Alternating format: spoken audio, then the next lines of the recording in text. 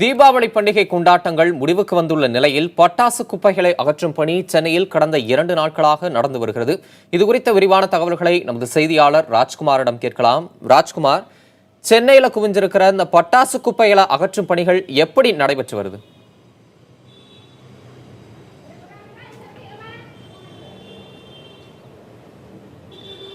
தம்பி தமிழரசன், தீபாவளி பண்டிகை என்றாலே சிறுவர் முதல் பெரியவர்கள் வரை பட்டாசு வெடிப்பதற்கு மிகுந்த ஆர்வம் அவர்களிடையே இருக்கும். சனிக்கிழமையன்று தீபாவளி பண்டிகை முடிந்திருக்கக்கூடிய நிலையில் சென்னை மற்றும் புறநகர் பகுதியில் இருக்கக்கூடிய குப்பைகளை அகற்றுவதற்கான நடவடிக்கைகளை மாநகராட்சி ஊழியர்கள் ஈடுபட்டிருக்கிறார்கள்.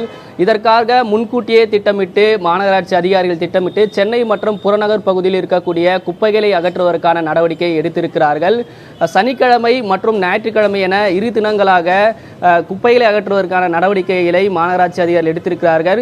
சனிக்கிழமை மட்டும் 4500 டன் குப்பைகளையும், ஞாயிற்றுக்கிழமையான நேற்று 5200 டன் குப்பை சென்னை மற்றும் புறநகர் பகுதியிலிருந்து மாநகராட்சி ஊழியர்கள் அகற்றியிருக்கிறார்கள். இதில் மொத்தம் 18000 மாநகராட்சி ஊழியர்கள் பணியில் ஈடுபட்டிருக்கிறார்கள்.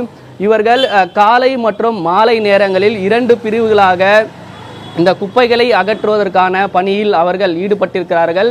சென்னையில் பெரும்பாலான இடங்களில் இந்த குப்பைகள் நேற்று இரவு முழுவதும் அகற்றப்பட்டிருக்கிறது. இன்னும் ஒரு சில இடங்களில் இந்த குப்பைகளை அகற்றுவதற்கான பணியில் மாநகராட்சி ஊழியர்கள் தொடர்ந்து ஈடுபட்டு வருகிறார்கள். தற்பொழுது நாம் சவுகார்பேட்டை பகுதியில் இருக்கிறோம். இந்த இடத்தில் சவுகார்பேட்டை, யானைகவுனி, பாரிமுனை இது போன்ற பகுதிகளில் இன்னமும் குப்பை அகற்றுவதற்கான பணியில் மாநகராட்சி ஊழியர்கள் ஈடுபட்டு வருகிறார்கள். இன்று மதியத்திற்குள் இது போன்ற இடங்களில் மீதம் இருக்கக்கூடிய இடங்களில் குப்பைகளை அகற்றப்படும் என மாநகராட்சி அதிகாரிகள் தெரிவித்திருக்கிறார்கள்.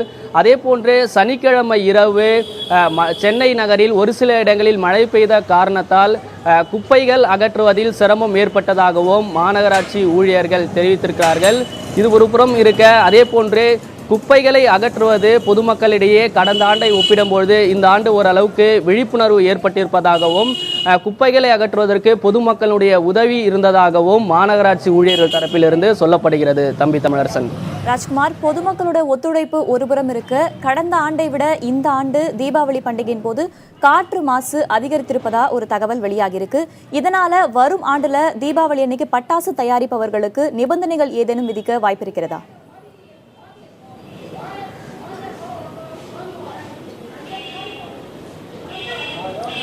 அதாவது கடந்த ஆண்டை ஒப்பிடும்போது அதே போன்று இந்த ஆண்டும் காற்று மற்றும் ஒலி மாசுனுடைய கண்காணிப்பதற்காக தமிழ்நாடு மாசு கட்டுப்பாட்டு வாரியம் அதற்கான நடவடிக்கையும் எடுக்கப்பட்டிருந்தது.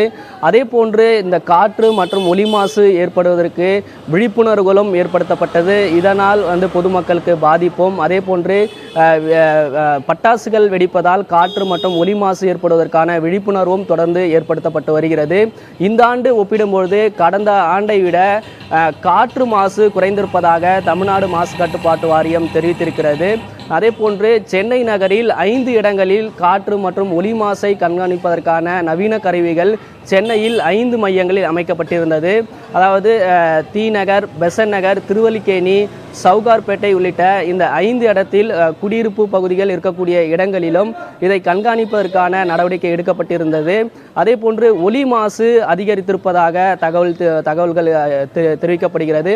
அதாவது பெசன்ட் நகர் பகுதியில் 73 டெசிபலில் இருந்து 88 டெசிபலா, அதாவது தீபாவளி அன்று 88 டெசிபலா ஒலி மாசு அதிகரித்திருப்பதாகவும், பெசன்ட் நகரில் 56லிருந்து 72, திருவல்லிக்கேணி பகுதியில் 73லிருந்து 88 டெசிபலாக ஒலி மாசு அதிகரித்திருப்பதாக தெரிவித்திருக்கிறது. அதே போன்று இந்த பட்டாசு வெடி விபத்தாலும், அதே போன்று பட்டாசில் ரசாயனம் கலந்து இருக்கக்கூடிய காரணத்தாலும் இது நிலத்தடி நீரில் கலப்பதால் நீர் மாசும் ஏற்படுவதற்கான வாய்ப்புகள் இருக்கிறது என்றும் தமிழ்நாடு மாசு கட்டுப்பாட்டு வாரியத்திலிருந்தும் தெரிவிக்கப்படுகிறது. வேதவழி.